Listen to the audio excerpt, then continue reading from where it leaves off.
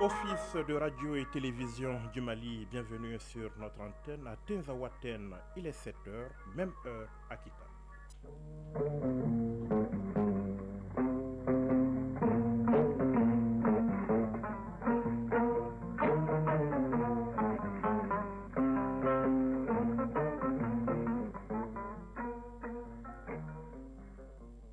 Le journal Yaya Konaté. Dans l'actualité de ce lundi 2 décembre 2024, plusieurs membres de haut rang des groupes armés terroristes neutralisés par les forces armées maliennes. Cela s'est passé hier dans le secteur de Tinzaouaten. C'est un communiqué de l'état-major général des armées qui l'annonce, les FAMA, qui réaffirment leur détermination à renforcer la sécurité sur l'ensemble du territoire, à suivre dès le début de ce journal. Face à l'ingéniosité des passeurs, la vigilance des douaniers, 86 kg de cannabis soigneusement dissimulés dans les entrailles des véhicules à l'apparence ordinaire ont été saisis hier à Niamana. La valeur de la saisie est estimée à des centaines de millions de francs CFA. Siaka Konaté nous en dira plus dans ce journal. À retenir également dans l'actualité l'ouverture ce lundi à Riyad en Arabie Saoudite de la COP 16 sur la désertification, un rendez-vous mondial majeur pour relever le défi de la dégradation des terres et de la sécheresse. Le Mali prend part à l'événement. La délégation malienne est conduite par le ministre en charge de l'environnement. Ils arpentent certaines de nos rues brandissant des liasses de billets de banque. On les appelle des cambistes ou opérateurs de marché, ceux-là même qui achètent et vendent des billets de banque et autres devises. Nous irons à la découverte des réalités de ce métier, c'est notre grand format du jour. Et puis les sports, le championnat national de Ligue 1, la deuxième journée s'achève demain avec le match étoile du Mandé Djoliba AC, l'actualité sportive qui fait la part belle ce matin aux dames avec ce mini-tournoi amical de football féminin au Maroc et la CAN féminine de handball. Fotigi Tunkara sera là pour l'actualité des sports. Mesdames, Messieurs, bonjour. Lundi 2 décembre, premier lundi donc du mois de décembre, prêt pour la montée des couleurs. Oui, la montée des couleurs, c'est tous les premiers lundis du mois dans toutes les administrations et services publics. À Koulouba, comme à la primature, le rituel sera respecté. Et ce matin, la montée des couleurs, une cérémonie instituée par le président de la transition, un symbole fort de l'affirmation de la souveraineté nationale et du renforcement de la citoyenneté à ne manquer sous aucun prétexte. Souveraineté nationale, intégrité territoriale, sécurisation du territoire, plusieurs cadres de haut rang des groupes armés terroristes ont été neutralisés. Cela s'est passé hier au cours d'une opération spéciale d'envergure menée par les forces armées maliennes dans le secteur de Tinzaouaten. Les FAMA déterminés à renforcer donc la sécurité sur l'ensemble du territoire. C'est un communiqué de l'état-major général de l'armée des armées qui l'annonce, un communiqué lu ici par Ousmane Dao. Le succès de cette opération prouve encore une fois le professionnalisme de nos FAMA et la détermination de l'État malien à combattre le terrorisme sous toutes ses formes et à renforcer la sécurité nationale. Plusieurs cadres influents de la nébuleuse terroriste active au Mali ont été neutralisés, parmi lesquels Shogib Ag Atahar, Al-Baraka Ag Al-Faki, Moussa Ag Bayan Dikan, Bachara Ag Ahmed, Fag Ag Al-Mahmoud, Mohamed Ag Asherif Dimafik, Sidi Ag Baye, Jamal Ag Al-Baraka. Ces terroristes étaient impliqués dans plusieurs attaques ciblées contre les civils et les FAMA dans leur mission de sécurisation de la région de Kidal. Placée sous surveillance depuis plusieurs mois, la localité de Tinzaouaten servait de base stratégique pour la planification et l'exécution d'actions néfastes à la sécurisation de la région. L'opération menée par les FAMA a été exécutée avec précision pour démanteler le réseau structuré des leaders terroristes et déstabiliser leur chaîne de commandement. Cette intervention réduit le potentiel opérationnel du groupe terroriste concerné et limite considérablement leur capacité à coordonner des attaques sur l'ensemble du territoire national. Les efforts pour sécuriser la région de Kidal se poursuivent avec des opérations de contrôle de zone visant à garantir la pérennité de cette victoire. L'état-major général des armées félicite les forces engagées pour leur courage et leur professionnalisme. L'état-major général des armées invite les populations à s'éloigner des refuges terroristes et les rassure que leur sécurité et protection restent une priorité. Il est 7h05. Elle était soigneusement dissimulée pour passer inaperçue. Nous parlons là de drogue, mais face à l'ingéniosité des passeurs, il y a la vigilance des douaniers de la brigade mobile d'intervention de Bamako. 86 kg de cannabis ont ainsi été saisis et sortis donc des entrailles d'un véhicule à l'apparence plutôt ordinaire. C'était au poste de contrôle de Niamana. Le cannabis, je vous signale, est la drogue la plus consommée au monde et la valeur marchande de la saisie est estimée à des centaines de millions de francs CFA. Siaka Konaté, vous étiez là, racontez-nous cette histoire rocambolesque. Le renseignement aura permis à la brigade mobile d'intervention de Bamako de réussir ces jolis coups de filet au poste de Niamana, la saisie de 72 paquets de cannabis, soit 86 kg, qui étaient bien dissimulés dans le siège arrière d'un véhicule et dont la valeur marchande est estimée à des centaines de millions de francs CFA. Lieutenant-colonel Zandi Djakardia Koulibaly, chef de la brigade mobile d'intervention de Bamako. La saisie dont on parle aujourd'hui est la saisie d'un véhicule qui a quitté à l'intérieur du pays, dans une de nos régions à destination de Bamako, jusqu'à l'intérieur de Bamako, où nous avons stoppé au niveau du poste de Niamana. Dans un premier temps, les fouilles sommaires n'ont rien donné. Fort de notre information et de nos renseignements, donc nous avons jugé nécessaire de conduire le véhicule dans la cour de la brigade mobile d'intervention et pour approfondir les fouilles. Et cette fouille nous a permis de déceler soigneusement des paquets de cannabis qui étaient dans les entrailles du véhicule. Donc grâce à leur vigilance et leur persévérance, les éléments de la brigade mobile d'intervention de Bamako ont pu mettre la main sur ces trafiquants qui rivalisent d'ingéniosité pour passer entre les mailles du filet, d'où le coup de chapeau du directeur régional des douanes de Bamako, colonel-major Djageli Djakiti. Dans l'entendement commun, les missions de la douane se résument seulement à alimenter les caisses de l'État. Force est de reconnaître que ce cliché est assez trompeur, car une des missions essentielles des douanes, c'est aussi la protection des populations. Et quand même, nous, notre région, sous le leadership du directeur général des douanes, l'inspecteur général Amadou Konaté, n'a jamais perdu de vue cette mission de lutte contre le trafic illicite. D'ailleurs, cette mission est inscrite au point 2 des orientations données par le ministre de l'économie et des finances. C'est dans cet ordre d'idée que la brigade mobile d'intervention de Bamako a mené cette opération suite à un renseignement minutieusement exploité. Je félicite quand même la brigade mobile d'intervention qui n'est pas à sa première fois, sans fausse modestie. C'est une brigade qui est attachée à cette mission de lutte contre la fraude. Donc au nom du directeur général des douanes, je les adresse les vives félicitations. Le directeur régional des douanes de Bamako appelle la population à collaborer avec les services des douanes dans leur lutte contre tout genre de trafic en leur fournissant des renseignements. Radio Mali à Kita et environ 105 MHz en FM. Oui, nous sommes dans la capitale de l'Arachide, lendemain de pèlerinage donc à Kita. La ville se vide progressivement de ses hôtes venus implorer le Seigneur au pied de Notre-Dame du Mali. Les rideaux sont en effet tombés sur le 53e pèlerinage catholique. Les chrétiens du Mali ont prié et demandé la protection du Seigneur pour notre pays. Le compte-rendu de la messe de clôture avec nos envoyés spéciaux à Kita, Isaac Chenou, Falissi Libé. Présidé par Monseigneur Jonas Dameli, évêque de Caille et non moins président de la conférence épiscopale du Mali, les pèlerins ont prié le Seigneur pour le renouvellement des cœurs en faveur d'un Mali nouveau. Des intentions de prière qui corroborent avec le thème de ce pèlerinage. Dans son homélie, Monseigneur Jonas Dameli a surtout invité les jeunes pour plus d'engagement pour le Mali Koura. Jeunes, nous sommes en train de le dire ensemble pour le Mali Koura. Je voudrais nous inviter pour que ce ne soit pas des propos, que ce ne soit pas comme question de mode, un refrain qu'on chante et après qu'on oublie. Nous prions que Dieu fasse que cela passe dans nos habitudes. Il a aussi demandé à la jeunesse d'éviter la facilité.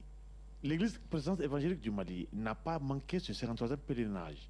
Le représentant de l'AGMPM, Pascal Dlamélé, a invité à l'union pour le renouvellement du corps du Christ. Que ce soit catholique, protestant, nous sommes un. Nous sommes du même nom de famille et nous devons marcher ensemble. Nous sommes dans un pays en crise et nous devons prier constamment pour le pays, le Mali, prier pour la paix au Mali. Le ministre en charge des affaires religieuses et du culte a apporté le message du gouvernement. Mamadou Koné. On a tous assisté aux différentes orientations données par l'Église. Ça veut dire que ça va avec la vision de la transition. Nous saluons ici très vivement tout ce que le président nous a fait pour l'Église. Les pèlerins commencent à quitter Kita après le salut au Saint-Sacrement. Kita, Isaac Chilon Farizidoué pour l'ORTM. Il est 7h10, voyons à présent ce qui fait l'actualité hors de nos frontières au Sénégal. L'histoire du massacre de tirailleurs africains par les forces coloniales en 1944 sera désormais enseignée dans les écoles malgré les zones d'ombre que la France doit participer à dissiper au nom d'une relation réinventée. C'est ce qu'a déclaré hier le président sénégalais Bassirou Diomaye Faye. Le Sénégal a en effet marqué hier le 80e anniversaire des événements du 1er décembre 1944 sur les lieux où ils se sont produits au camp militaire de Thiaroye près de Dakar. Avec 5 chefs d'État africains, le président Bassirou Diomaye Faye, élu en mars sur les promesses de rupture et de souveraineté retrouvées, a donc donné à cette commémoration une envergure qu'elle n'avait jamais eue. Avocat du panafricanisme, il entendait faire de cette date un marqueur d'une mémoire africaine commune, mais aussi des rapports avec l'ancienne puissance coloniale et alliée historique française, avec laquelle son pays conserve des liens économiques et humains très forts. La Guinée et la crainte d'un bilan très lourd à Zérékoré dans le sud du pays après un mouvement de foule au stade de la ville. Aucun chiffre fiable jusque-là, mais les photos et les vidéos qui circulent montrent de nombreux corps sans vie et de multiples blessés. De nombreux blessés aussi. La finale du tournoi de football, Général Mamadi Doumbouya, a dégénéré dans les dernières minutes. Le match opposait l'équipe de Zérékoré à celle de l'Abbé dans un stade archi-plein et en présence de membres du gouvernement lorsqu'un pénalty est sifflé pour l'équipe locale. Les visiteurs contestent, s'en prennent à l'arbitre. Une échauffourée débute alors que le terrain est envahi. Selon des témoins, les forces de l'ordre ont jeté des gaz lacrymogènes. Des jeunes répondent par des jets de pierre. L'affrontement amène à un mouvement de foule vers la seule sortie de l'enceinte. Jusque-là, le tournoi avait pourtant été une fête drainant des milliers de personnes. Le Tchad, 3 jours après l'annonce surprise de la rupture de l'accord de défense avec la France, le chef de l'État, Mahamat Idriss Déby Itno, a pris la parole hier soir. Il s'est expliqué au cours d'une allocution télévisée. Le président tchadien a expliqué que l'accord avec Paris était obsolète et n'apportait pas de plus-value face aux défis du moment. Il a toutefois précisé qu'il ne s'agit pas d'un rejet de la France et qu'il n'est pas question d'accueillir d'autres troupes étrangères. Pas de logique de remplacement donc, selon le président tchadien. Au Soudan, l'interception il y a quelques jours par les forces communes alliées de l'armée soudanaise à une demi-heure d'El Fasher de 3 mercenaires colombiens a fait le tour des réseaux sociaux. Il faisait partie d'un convoi d'armes venant du Tchad en direction des paramilitaires des forces de soutien rapide, les FSR. Leurs passeports colombiens ont été filmés avec un tampon de sortie récent apposé à l'aéroport d'Al Maktoum à Abu Dhabi. C'est un cas qui est loin d'être isolé. Depuis la divulgation des photos et des vidéos de passeports des Colombiens au Soudan, l'affaire est largement traitée dans la presse colombienne. Selon une enquête menée par le quotidien La Silavacia, près de 300 mercenaires colombiens renforceraient donc les troupes des forces de soutien rapide, les FSR, contre l'armée soudanaise. Ils ont été entraînés dans un camp secret à Benghazi en Libye, contrôlé par le maréchal Khalifa Haftar, allié donc des Émirats Arabes Unis. 160 personnes s'y trouvent actuellement et 40 au moins refusent d'être envoyées au Soudan. Des progrès importants ont été accomplis à Busan, en Corée du Sud, lors des négociations sur un traité contre la pollution plastique, même si aucun accord n'a pu être conclu dans le délai imparti. C'est ce qu'affirme la chef du programme environnemental de l'ONU. Il est évident qu'il ne s'agit pas d'un échec, a affirmé Mme Andersen, qualifiant de très ambitieux le délai de 2 ans fixé en 2022 pour la conclusion de ce traité mondial historique. Pendant une semaine, les délégués de plus de 170 pays se sont réunis pour la 5e fois en 2 ans dans le but d'adopter un traité contraignant contre la pollution plastique. Mais ce matin, à l'aube donc, les négociateurs ont jeté l'éponge faute d'avoir pu surmonter leurs divergences quant à l'objectif du traité et ont décidé de continuer les négociations ultérieurement. L'Arabie Saoudite accueille aujourd'hui une conférence de l'ONU sur la désertification et la dégradation des terres après que des experts ont tiré la sonnette d'alarme sur les graves conséquences de la déforestation et de l'agriculture intensive pour la planète. La 16e réunion des parties à la Convention des Nations Unies sur la lutte contre la désertification prévue du 2 au 13 décembre à Riyad a été présentée par le patron de l'ONU, Antonio Guterres, comme un moment décisif dans le combat contre la sécheresse et l'avancée du désert. La dernière conférence qui s'était tenue en 2022 en Côte d'Ivoire avait débouché sur un engagement à accélérer la restauration d'1 milliard d'hectares de terres dégradées, soit des sols endommagés par les activités humaines comme la pollution ou la déforestation d'ici à 2030. Mais la conférence qui réunit 196 pays et l'Union européenne estime désormais qu'il faudrait restaurer 1,5 milliard d'hectares avant la fin de la décennie, un défi colossal à l'échelle mondiale. La délégation malienne à cette COP 16 sera conduite par le ministre de l'Environnement, de l'Assainissement et du Développement durable. Mais quels sont les enjeux de cette rencontre pour notre pays? Agibou Koulibaly. La COP16 réunira les 197 parties signataires de la Convention des Nations Unies sur la lutte contre la désertification. Ce sommet marque une étape importante coïncidant avec le 30e anniversaire de cette convention. Le Royaume d'Arabie Saoudite, hôte de l'événement, entend mobiliser la communauté internationale autour de solutions concrètes pour restaurer les terres dégradées et renforcer la résilience face aux sécheresses croissantes. Lors de la signature de l'accord en janvier 2024, le ministre saoudien de l'Environnement, Abdrahman Al-Fadley, avait annoncé des initiatives phares comme l'initiative verte saoudienne, témoignant de l'ambition du pays. Selon la Convention des Nations Unies sur la lutte contre la désertification, 40% des terres mondiales sont déjà dégradées, menaçant directement la moitié de la population mondiale et les écosystèmes.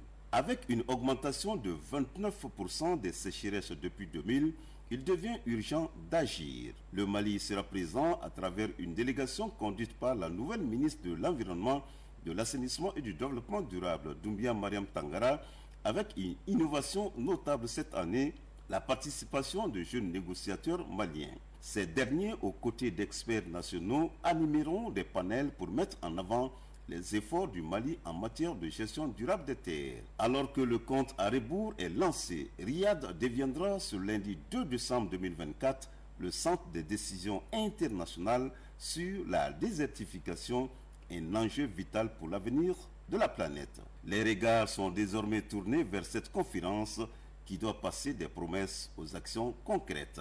Riyad, Agibou Koulibaly, Aboukone pour l'ORTM.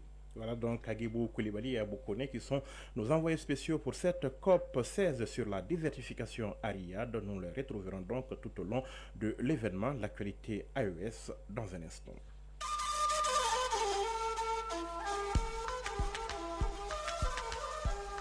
AES, actualité.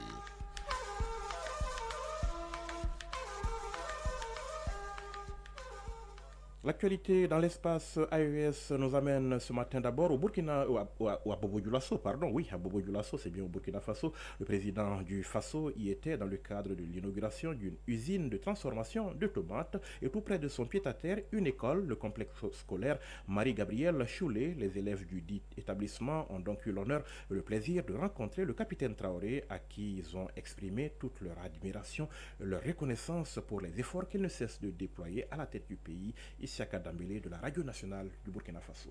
Les encadreurs du complexe scolaire Marie-Gabrielle Choulet, par ma voix vous dites bonjour. Par la voix de leur porte-parole Rainatou Olivia Dabou en classe de 5e que les élèves ont réitéré leur soutien aux actions du président du Faso. Pour joindre l'acte à la parole, les visiteurs ont apporté au chef de l'État des présents un coq et un pain tissé fruit de leur production. Rainatou Olivia Dabou. Merci pour tout ce que vous faites pour notre pays, le Burkina Faso. Nous vous transmettons toutes nos bénédictions et nos encouragements. Aussi, à l'école chez nous, nous pratiquons l'élevage. Pour cela, veuillez bien agréer les cadeaux offerts par l'école Marie-Gabrielle Choulet 1.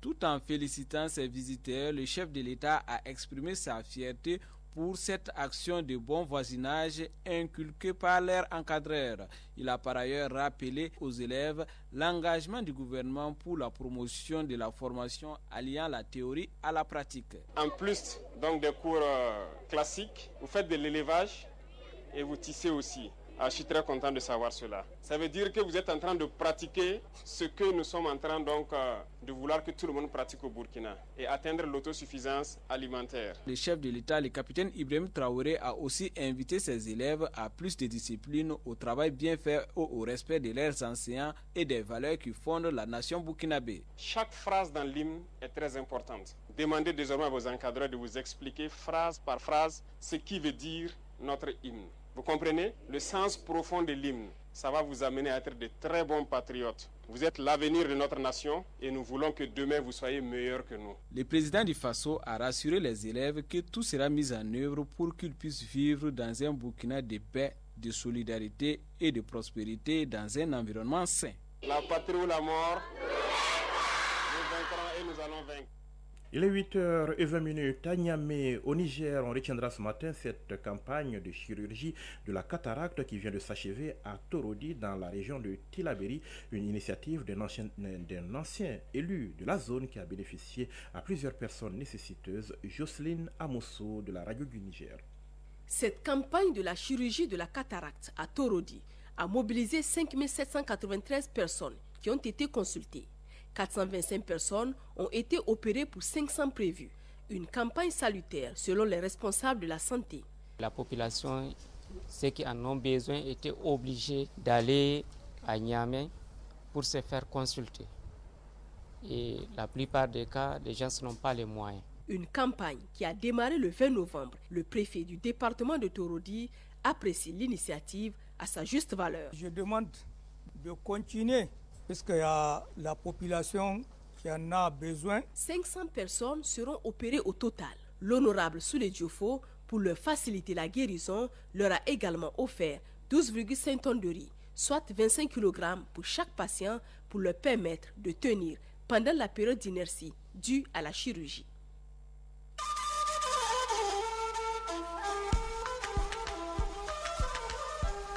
AES, actualité.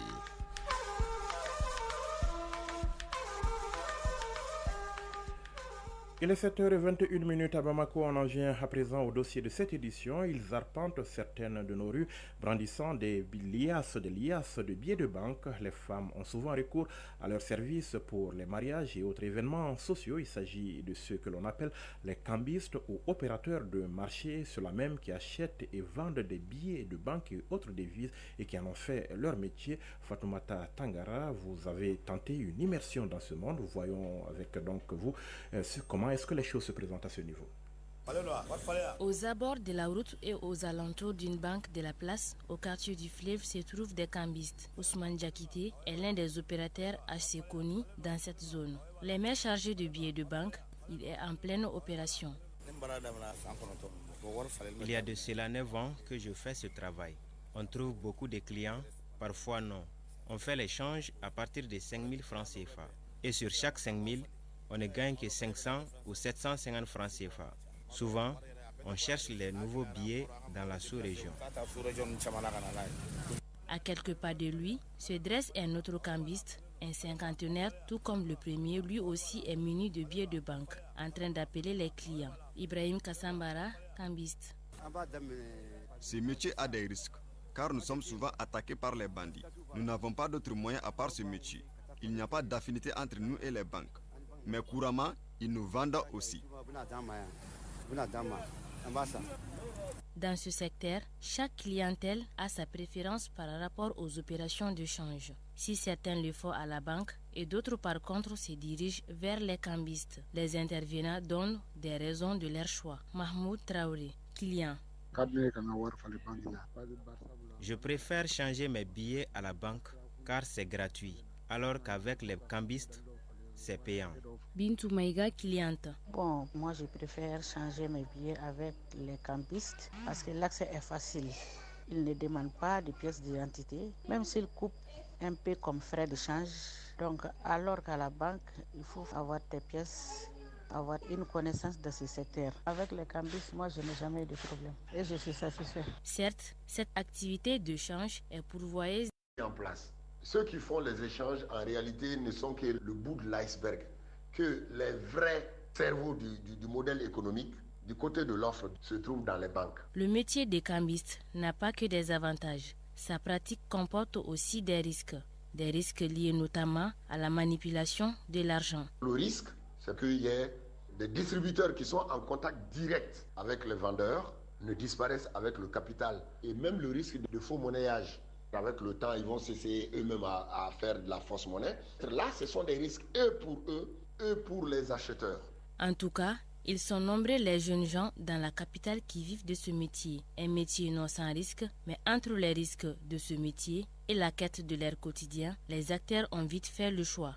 Fatoumata Tangara qui précise qu'elle a donc tenté d'avoir pour nous des réactions de responsables de banque et que ces sollicitations sont restées sans réponse. L'actualité des sports, c'est tout de suite.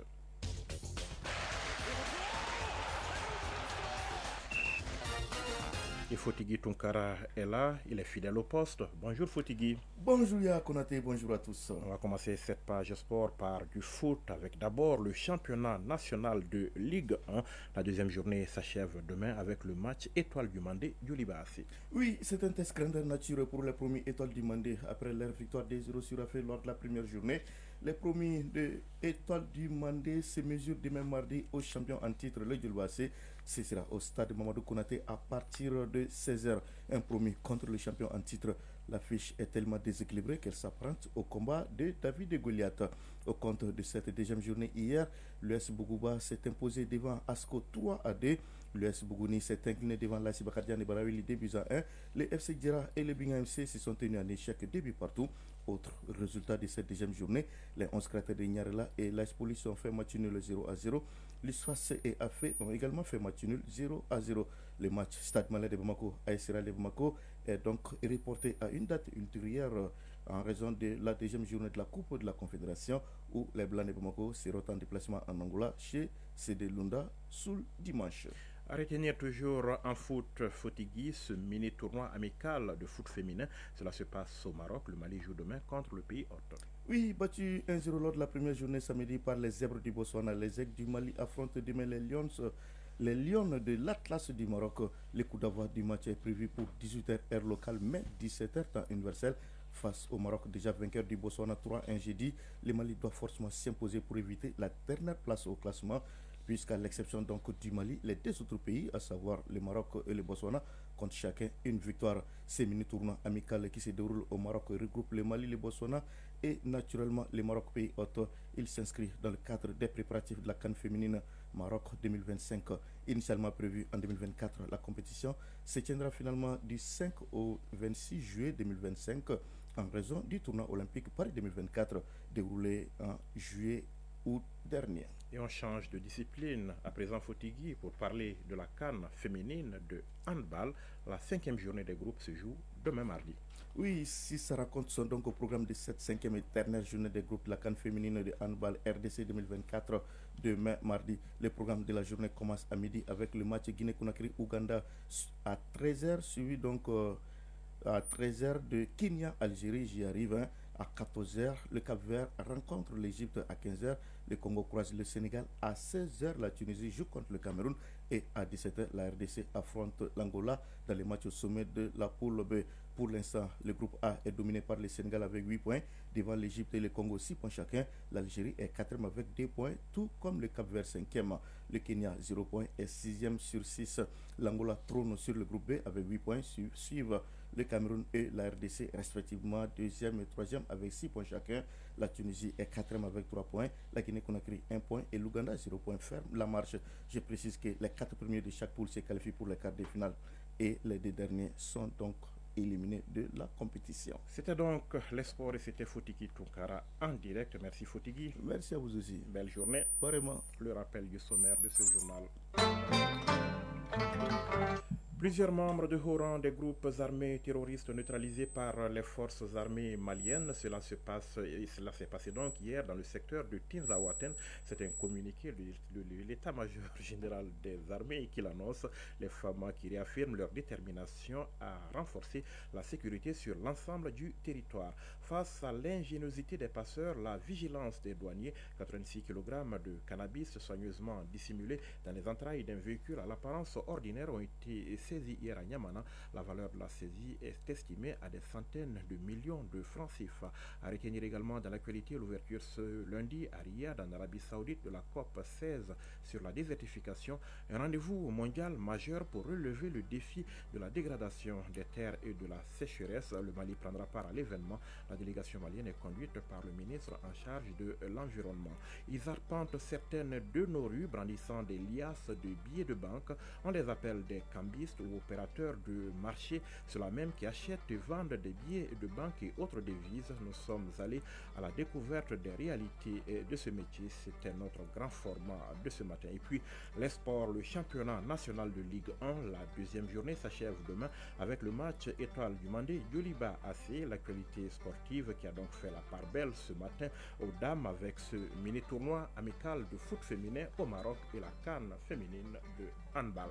7h30 à Bamako, c'est la fin de ce journal. Vous avez été servi ce matin à la réalisation, coordination Ousmane Dao, mise en onde Aliou Koulibaly, mise en ligne Badji Touré, présentation Yaya Konaté.